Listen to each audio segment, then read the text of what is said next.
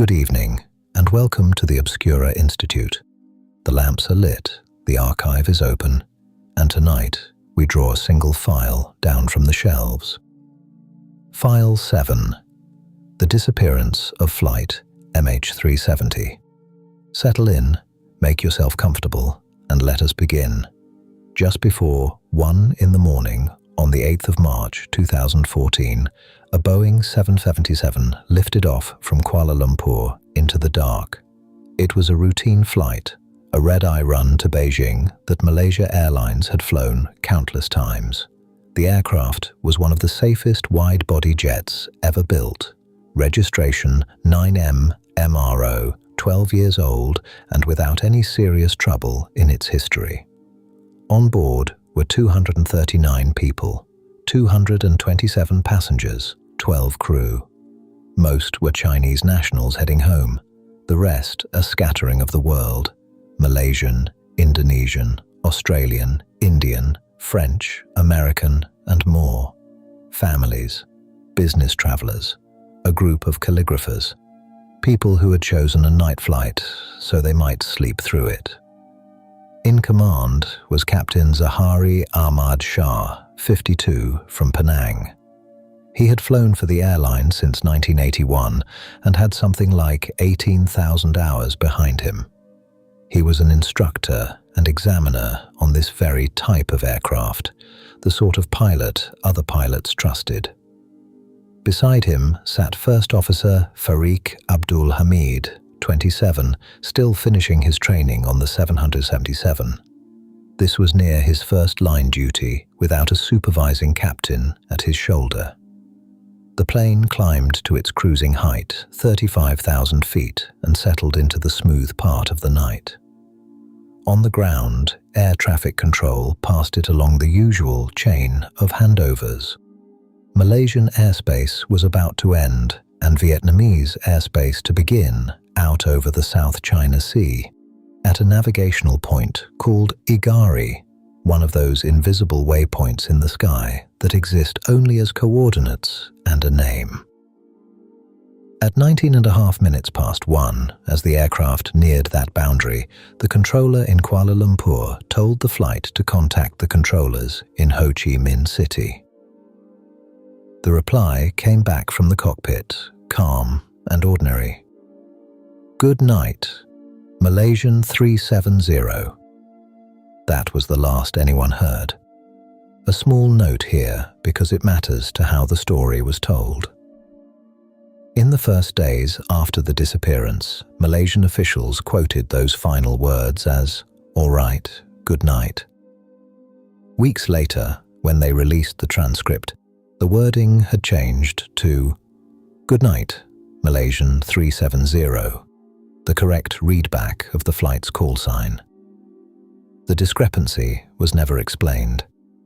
It's believed the captain spoke the words, though even that is inference rather than certainty. A small thing, but in a case with so few hard facts, people held on to the small things. Roughly a minute after that sign-off, the aircraft's transponder went silent. The transponder is the box that announces a plane to civilian radar. Its identity, its height, its position, all in one steady electronic voice. At about 21 minutes past 1, that voice stopped. On the controller's screens, the symbol for Malaysian 370 dropped away. For a while, no one panicked. Planes hand off between countries all the time, and a gap of a few minutes as one region loses a flight and another picks it up is not unusual. Kuala Lumpur assumed Vietnam had it. Vietnam was waiting for it to appear. By the time anyone realized that neither of them did, the aircraft had been gone from the ordinary world for a long while. And the picture that would slowly emerge was far stranger than a plane lost over the sea on its way to Beijing. Here is the thing the civilian screens could not show. While the controllers were still trading messages, trying to work out who had the flight, The aircraft was no longer going to Beijing at all. Malaysia's military kept its own radar of a different kind. Civilian secondary radar relies on the plane to speak, to send back that transponder signal. Military primary radar doesn't ask permission. It bounces a pulse off whatever metal is up there and watches the echo. It doesn't know the plane's name or height with any precision. It only knows that something is present and where. And on the military radar, in the minutes after the transponder died, something was present. An unidentified track appeared near Igari. Instead of carrying on northeast toward Vietnam, it turned. First to the right, then sharply back to the left, swinging almost the whole way around. Then it flew back the way it had come, crossing over the Malay Peninsula, over land, over sleeping towns, and out the other side into the Strait of Malacca on the western coast. That turn matters more than any other detail in the case. A plane that has an emergency, a fire, a sudden loss of pressure, a catastrophic failure, does not usually perform a clean reversal and then track for hundreds of miles along recognized navigational points. This looked deliberate. It looked like flying. There is one more thread from this stretch, faint but real. As the aircraft passed south of the island of Penang, the first officer's mobile phone briefly connected to a cell tower on the ground. A single registration on a tower at Bandar Baru Farlim, a little before 2 in the morning. No call was made, no message sent. The phone came within range long enough for the network to notice it, then passed on. It tells us the plane was low enough and close enough for a moment. It tells us nothing about what was happening inside. The military radar followed the track up the Strait of Malacca until, at about 22 minutes past 2, it slipped beyond range, last plotted some 200 nautical miles northwest of Penang, out over open water, heading away from every place it was supposed to be. And then, even that echo was gone. No radar of any kind held the plane after that. It had passed beyond the reach of every instrument that might have watched it. One point has stayed a sore one ever since. Malaysia has never released the raw military radar data, only low-resolution images in reports. Independent investigators have asked for it for years. Without it, the exact path of that turn and everything the military saw rests on a description rather than on the record itself. Consider the problem the investigators now faced. No radio, no transponder, no distress call, not a word, not a squawk, nothing. No radar past the middle of the Strait of Malacca. A modern airliner with 239 people had, by every ordinary measure, ceased to exist somewhere over the sea in the small hours of the morning, except for one thread. And it's the reason this case belongs in the archive at all. The aircraft carried a satellite communication terminal, a system that lets a plane exchange data with the ground by way of a satellite far overhead. On MH370, the main data reporting service had gone quiet along with everything else. But the terminal itself, the physical box, kept doing something quietly automatic in the background. Roughly once an hour, the satellite would check whether the terminal was still there, a small electronic exchange to keep the connection alive. Engineers call it a handshake. You might think of it as the satellite asking, in the simplest possible way, "Are you still on?" and the plane answering, "Yes." No words, no position, no content of any kind. Just a signal saying nothing but, "I am here." For close to 6 hours after the plane vanished from radar, these handshakes continued. 7 of them passing between the aircraft and a satellite over the Indian Ocean, relayed through a ground station near Perth in Western Australia. 7 small heartbeats from a plane no one could see. On its face, that seems useless. A signal with no location in it. But the engineers at Inmarsat, the company that ran the satellite, realized the handshakes carried 2 accidental measurements, byproducts of physics, not information anyone had meant to record. The first was timing. A radio signal travels at a fixed speed, so the time it takes to make the round trip between satellite and aircraft tells you how far apart they were. Not the direction, just the distance. A single distance from a satellite doesn't give you a point. It gives you an arc, a vast curved line across the globe along which the plane must have been at that moment. Each handshake drew another arc. The second measurement was subtler. It had to do with frequency, the faint change in a signal that comes from the movement, something like the way a passing siren shifts in tone as it goes by. From those tiny shifts, the engineers could tell something about which way the plane was going. More than that, they could tell the difference between 2 possibilities. The arcs alone were symmetrical. The plane could have flown north up towards Central Asia or south out into the empty ocean. The frequency analysis pointed south. South meant the southern Indian Ocean, some of the most remote water on Earth. There is one more detail in that last handshake. The 7th and final one, at about 19 minutes past 8 in the morning, was not the usual hourly check. It was a log-on request, the terminal starting itself up again, as though it had just been powered back on. The best reading is that the aircraft had run its tanks dry, the engines had flamed out, and a backup power source had briefly kicked in and rebooted the satellite box. A last partial signal followed a few seconds later. Then the next scheduled handshake, due around 9:15, never came. Whatever was going to happen had, by then, already happened. It is worth being plain about how unusual this was. This method, reconstructing a flight path from the timing and frequency quirks of contentless pings, was never designed to track anything. The system existed to keep a data link alive, nothing more. No one had ever used it this way before. The engineers were working from the faintest of clues, yet the physics held up under every check they could throw at it. From 7 signals that said only, "I am here," they drew a line across the bottom of the world. That line became known as the 7th arc, the curve traced by the final handshake, the place the plane most likely came down.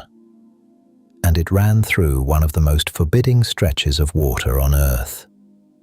The southern Indian Ocean, far off the western coast of Australia, well beyond the reach of any land or shipping lane. If you wanted to lose a plane where it would be hardest to find, you could hardly choose better, though of course, no one chose it. This is deep water, thousands of meters in places, down to around 6,000 at its worst. Much of the seabed there had never been mapped in any detail. There are undersea mountains and ravines, a great fractured ridge called Broken Ridge, terrain as rugged as anything on dry land and utterly dark. Before anyone could search it, they first had to make a map of it, sending ships to survey the ocean floor with sonar, to know the shape of the ground they'd be looking across. Then came the search itself, and it was enormous. Led by the Australian Transport Safety Bureau, with the Dutch survey firm Fugro doing much of the work, vessels dragged sonar equipment slowly through the deep on long tethers and sent robotic submersibles down to comb the seabed meter by meter. It was painstaking, methodical, and desperately slow, the underwater equivalent of searching a city in the dark with a hand torch. Across the main effort, from 2014 to 2017, they covered around 120,000 square kilometers of ocean floor. They found the wreckage of history, old ships, geology, the litter of the deep. They did not find the plane. In 2018, a private American company, Ocean Infinity, took up the search on unusual terms. No find, no fee. If they located the aircraft, they'd be paid. If not, they'd absorb the cost themselves. Using their own vessels and a fleet of autonomous underwater robots, they swept a broad new stretch of seabed, faster and deeper than before. By May of that year, they too had come up empty and were called off. The cost of all this is hard to hold in the mind. The official figure for the underwater search alone up to mid-2017 was around $155 million US. Counting the surface search in the frantic early weeks, the total is often put north of 200 million. It is, by common agreement, the most expensive search in the history of aviation, and the central prize eluded it entirely. The story didn't quite end there.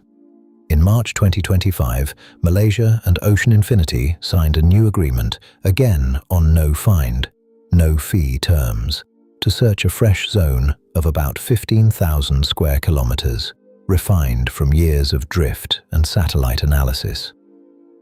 Ocean Infinity's fleet, carrying autonomous submersibles, resumed the hunt late that December. And on the 8th of March, 2026, 12 years to the day since the plane was lost, the latest announcement reported that this search had concluded some weeks earlier, with no findings. The main wreckage of Malaysian 370 remains, as of this file, on the floor of an ocean no one has managed to search closely enough. For a long time, the ocean gave back nothing at all. Then, in late July 2015, 16 months after the plane vanished, a man clearing rubbish from a beach on Réunion Island, a French territory in the western Indian Ocean, found a large piece of aircraft washed up in the surf. It was a flaperon, a movable panel from the trailing edge of a wing. It was thick with barnacles, the small stalked kind that grow on anything adrift at sea, and it had clearly been in the water a very long time. French investigators traced its serial numbers. It was from the right wing of a Boeing 777. It was the first physical proof that MH370 had ended in the sea. Over the following months and years, more fragments appeared, carried by the slow westward currents of the Indian Ocean and left along the coasts of Africa and its islands: Mozambique, South Africa, Tanzania, Mauritius, Madagascar, and Réunion itself. More than 30 items were recovered in all. Of those, roughly a third were confirmed, or judged almost certainly, to be from the aircraft, including sections of the flaps from both the right and left wings. Their scatter fit the drift models, pieces entering the water far to the east and riding the currents west, month after month, until they came ashore. The debris was studied closely because it was almost all there was. That barnacle-crusted flaperon, for instance. Years later, in 2023, researchers examined the chemistry of the barnacle shells, which lock in a record of the water temperature they grew in, and tried to match that record against ocean models to partly reconstruct where the panel had drifted. It was clever work, a route drawn from the chemistry of shellfish, in its way an echo of the satellite pings, reading a path from something never meant to record one. But the most quietly telling detail was in the condition of the wing parts. The way the flaps had broken suggested they were not extended when the plane met the water. A pilot preparing to set an aircraft down gently on the sea, a controlled ditching, like the famous landing on the Hudson River, would normally lower the flaps. The evidence pointed the other way, that the plane was most likely not being guided into a soft landing at the end, but came down fast and hard, or broke up, with its wings still clean. It's an inference, not a certainty. But it argues against the idea of a careful hand at the controls in the final moments. The debris told us the plane was in the sea. It told us, roughly, that the drift was consistent with the southern Indian Ocean. It did not tell us where the aircraft rested, and it did not tell us why any of it happened. The explanations can be laid out side by side, plainly and fairly, because this is where the case still sits. The first is sometimes called the ghost flight. Somewhere over the sea, the cabin loses pressure, slowly, quietly, perhaps through a fault no one catches in time. At altitude, the air is too thin to keep a person conscious for long, and if the crew and passengers were overcome before they could respond, the plane could have flown on under autopilot, everyone aboard already gone, until it ran out of fuel and fell. This fits the long, steady final leg to the south, an aircraft flying straight and level, obeying its last instructions with no one awake to change them. It was the shape of event that best matched the data as the safety investigators first framed it. The second is mechanical, a fire or an electrical failure that knocked out the plane's communications and then overwhelmed it. This could explain the sudden silence, the dead transponder, the loss of the data link. What it explains less easily is that deliberate-looking turn, the clean reversal, the tracking along known waypoints, the hours of controlled flight afterward. Fires tend to bring a plane down quickly, not fly it neatly across a peninsula and out to sea. The third is the hardest to say aloud, and it cannot be dismissed, a deliberate act in the cockpit. The turnback has the fingerprints of intention.